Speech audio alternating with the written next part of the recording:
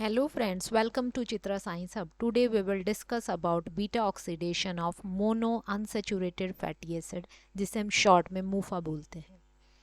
अब monosaturated fatty acids क्या हैं? वो फैटी एसिड्स जिनके अंदर एक या एक से ज़्यादा डबल बॉन्ड प्रेजेंट हो उन्हें हम अनसैचुरेटेड फैटी एसिड्स कहते हैं। वो फैटी एसिड जिनके अंदर एक डबल बॉन्ड हो उन्हें मोनो अनसैचुरेटेड फैटी एसिड्स मूफा कहते हैं, और जिसके अंदर दो या दो से ज़्यादा हो उन्हें पोली अनसैचुरेटेड फैटी एसिड पूफा बोलते हैं। तो आज हम देखेंगे मोनो अनसैचुरेटेड फैटी एसिड का ऑक्सीडेशन, यानी कि वो फैटी एसिड्स जिनके अंदर एक डबल बॉन्ड है। तो मोनो अनसैचुरेटेड फैटी एसिड्स के ऑक्सीडेशन में हमें एक एडिशनल एंजाइम चाहिए होता है, आइसोमेरेज।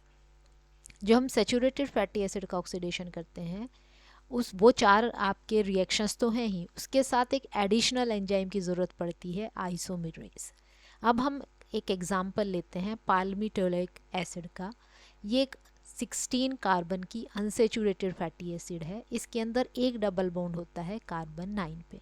हम नंबरिंग यहाँ से करते हैं कार्बोक्सिल एंड से 1 2 3 4 5 6 7 8 9। तो 9th पोजीशन पर ये डबल बॉन्ड है, सिस डबल बॉन्ड है, तो इसे सिस डेल्टा 9 लिखते हैं। अब सबसे पहले हमने पुरानी पिछली वीडियो में सैचुरेटेड फैटी एसिड की ऑक्सीडेशन में देखा था कि ऑक्सीडेशन में सबसे पहले हम फैटी एसिड का एक्टिवेशन करते हैं। तो यहाँ पर हम पाल्मिटोलिक एसिड का एक्टिवेशन करेंगे। एक्टिवेशन में एक एटीपी मॉलिक्यूल यूज़ होता है और एक कोएंजाइम, और कोएंजाइम जाके इस फैटी एसिड से अटैच हो जाता है। इस रिएक्शन में एटीपी का ब्रेकडाउन एएमपी और पीपीआई में होता है, और एंजाइम होता है फैटी एसाइल सीओए सिंथेटेज, क्योंकि इसमें एनर्जी इन्वॉल्व है। अब ये आपकी पाल्मिटोलियोल सीओए जो है ये एक्टिवेटेड फैटी एसिड है। अब इसका हम ऑक्सीडेशन करेंगे। अब हमने पिछली वीडियो में ये भी देखा था कि बीटा ऑक्सीडेशन जो साइकिल है, एक साइकिल उसमें 4 रिएक्शन होते हैं। पहला है ऑक्सीडेशन, दूसरा हाइड्रेशन, तीसरा फिर ऑक्सीडेशन, और चौथा फिर थायोलाइसिस। तो पहले आपका जो ऑक्सीडेशन है उसमें क्या है, जो आपका अल्फ़ा, ये जो कार्बोक्सिल कार्बन है इससे अटैच एडजेसेंट जो कार्बन है इसे अल्फ़ा कहते हैं, और इससे नेक्स्ट बीटा, क्योंकि बीटा कार्बन पे ऑक्सीडेशन होता है। तो सबसे पहले जो है हम यहाँ से 2 हाइड्रोजन मॉलिक्यूल निकालते हैं, एक अल्फ़ा से और एक बीटा से। तो इसका ऑक्सीडेशन होता है और एफ का रिडक्शन होता है FADH2 में। यहाँ डबल बॉन्ड क्रिएट होता है, इसे हम कहते हैं इनॉयल, और सेकंड कार्बन पे है और ट्रांस ये बॉन्ड है। तो ट्रांस, क्योंकि दोनों हाइड्रोजन अपोजिट साइड पे है डबल बॉन्ड के, तो ये ट्रांस बॉन्ड है। ट्रांस डेल्टा 2 सेकेंड कार्बन पे 1 और 2, इनॉयल CO। अब इस पे वाटर मॉलिक्यूल ऐड करते हैं अक्रॉस दिस डबल बॉन्ड। यहाँ पर हमने H लगाया और यहाँ पर ये OH है, ये OH है यहाँ पर। तो यहाँ 1 2 3 थर्ड कार्बन पे हाइड्रोक्सी एसाइल COA। उसके बाद हम इसका ऑक्सीडेशन करेंगे, दोनों हाइड्रोजन यहाँ से निकालेंगे और NAD को देंगे। NAD का रिडक्शन NADH में हो जाएगा और यहाँ पर CO कार्बोनिल ग्रुप आ जाएगा। थर्ड कार्बन पे अब कीटो ग्रुप आ गया, 3 कीटो एसाइल COA या बीटा कीटो एसाइल COA। उसके बाद हम यहाँ से कोएंजाइम A लेके आएंगे, वो यहाँ अटैक करेगा इस कार्बन पे और यहाँ से ये ब्रेक डाउन हो जाएगा। इस तरह CH3CO SCOA एसिटाइल COA निकल जाएगा और ये आपकी फैटी एसिड एक यूनिट छोटी हो जाती है। ये आपका एक साइकिल है बीटा ऑक्सीडेशन का। अब ये सैचुरेटेड फैटी एसिड में यही साइकिल रिपीट होता रहता है। अब अनसैचुरेटेड में हम देखते हैं, ये जो आपकी पाल्मिटाइल है इसमें 16 कार्बन एटम्स है। तो सबसे शुरू में हमने 3 साइकिल्स चलाए, तो एक साइकिल में 2 कार्बन यूनिट निकल जाती हैं, तो 3 साइकिल्स में हमारी 6 कार्बन यूनिट निकल जाएंगी। 6 कार्बन यूनिट निकलने के बाद ये 16 कार्बन यूनिट का है, तो 10 कार्बन यूनिट की अब आपके पास फैटी एसिड बची। ये देखिए 5 6 7 8 9 और 7। अब उसके बाद जो है 3 साइकिल्स जब बीटा ऑक्सीडेशन के ये चल जाएंगे, उसके बाद जो हमें फैटी एसिड मिलेगी वो ये वाली मिलेगी। ये है आपकी पूरी पाल्मिटाइल COA C16 fatty acid. 3 cycle beta oxidation के चलेंगे और हर साइकिल में एक एसिटाइल कोएंजाइम रिलीज़ हो जाएगा। तो यहाँ पर आपके 3 एसिटाइल कोएंजाइम A रिलीज़ हो जाएंगे, 3 FADH मिलेंगे, 3 NADH मिलेंगे। अब जो आपके पास फैटी एसिड बची शॉर्ट एंड, वो ये वाली है। इस वाली शॉर्ट एंड फैटी एसिड में थर्ड कार्बन और फोर्थ कार्बन के बीच ये आपका डबल बॉन्ड है और ये डबल बॉन्ड सिस डबल बॉन्ड है। अब हम क्या करेंगे, इस डबल बॉन्ड को ट्रांसफ़र करेंगे थर्ड से आपका सेकंड पर, और ये सिस बॉन्ड है इसे हम ट्रांस बॉन्ड में ट्रांसफ़र करेंगे। ये काम जो आइसोमेराइजेशन का है वो करेगा आइसोमेरेज एंजाइम। अब ये सिस डेल्टा 3 से इसे चेंज करेगा ट्रांस डेल्टा 2 में। यहाँ पर ये 3 पोजीशन पे है बॉन्ड, अब ये आ गया आपका 2 पोजीशन पे, और ये बॉन्ड आपका ट्रांस है, तो ट्रांस डेल्टा 2 इनॉयल CuA।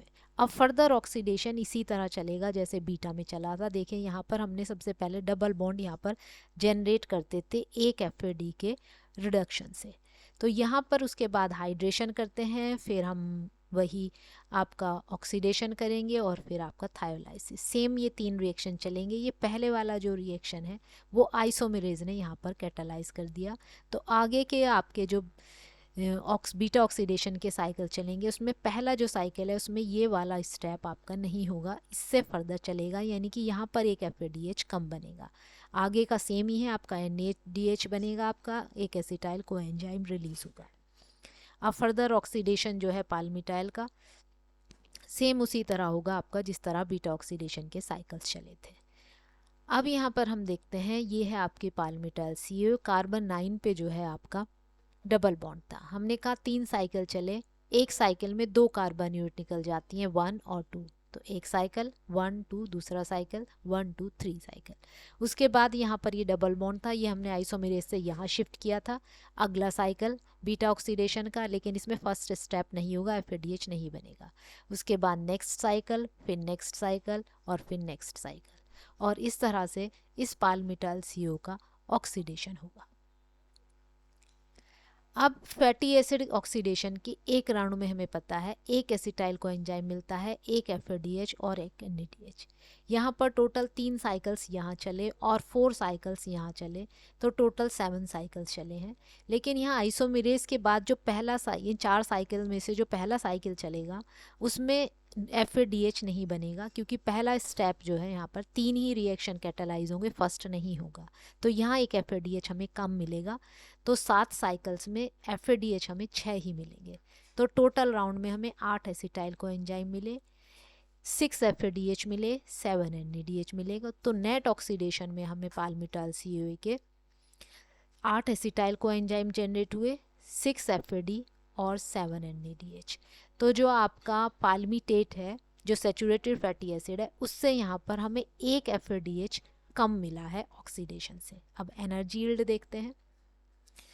पिछली वीडियो में हमने देखा था एसिटाइल कोएंजाइम एक के ऑक्सीडेशन जब क्रैब साइकिल से होता है तो हमें 10 ATP मिलती है। अब यहाँ पर 8 एसिटाइल कोएंजाइम है तो 8 × 10 80 ATP। एक FADH से 1.5 ATP मिलती है हमें, तो 6 × 1.59 ATP। और एक NADH के ऑक्सीडेशन से 2.5 ATP मिलती हैं, तो 2.5 × 7 17.5 ATP। 2 ATP इक्विवेलेंट हम मानते हैं। शुरू में जब फैटी एसिड का ऑक्सीडेशन करते हैं, सॉरी ऑक्सीडेशन नहीं एक्टिवेशन करते हैं, तो ATP plus coenzyme A plus fatty acid, तो ATP AMP प्लस PPI में टूटता है, तो हम इक्विवेलेंट मानते हैं कि 2 ATP यहाँ पर यूज़ हुई फैटी एसिड एक्टिवेशन में, तो 2 ATP हम माइनस कर देंगे। टोटल हमें मिली 104.5 ATP मॉलिक्यूल्स मिले एक पाल्मिटोलिक एसिड के ऑक्सीडेशन से। सैचुरेटेड फैटी एसिड के ऑक्सीडेशन में हमें ज़्यादा ATP मिलती हैं compared to unsaturated fatty acid oxidation. This is all about beta oxidation of mono unsaturated fatty acid. Thank you.